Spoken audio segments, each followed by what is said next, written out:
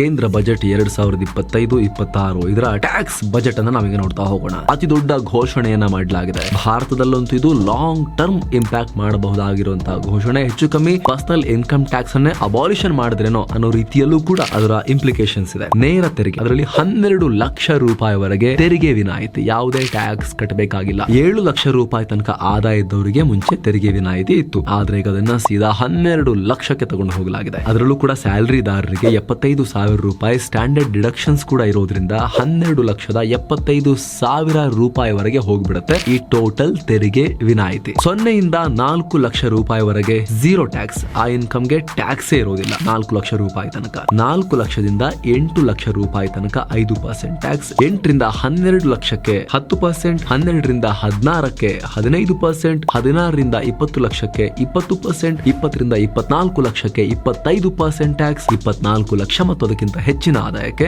30% tax ಅನ್ನ announce ಮಾಡಲಾಗಿದೆ. ಆದ್ರೆ 12.75 ಲಕ್ಷ ರೂಪಾಯಿ ತನಕ ಇರೋರಿಗೆ ಟ್ಯಾಕ್ಸ್ ಕಟ್ಟಬೇಕಾಗಿಲ್ಲ, ಅವರಿಗೆ ಕಂಪ್ಲೀಟ್ ವಿನಾಯಿತಿ ಇರುತ್ತೆ. ಫುಲ್ ವಿಡಿಯೋಗಾಗಿ ರಿಲೇಟೆಡ್ ಲಿಂಕ್ ಕ್ಲಿಕ್ ಮಾಡಿ.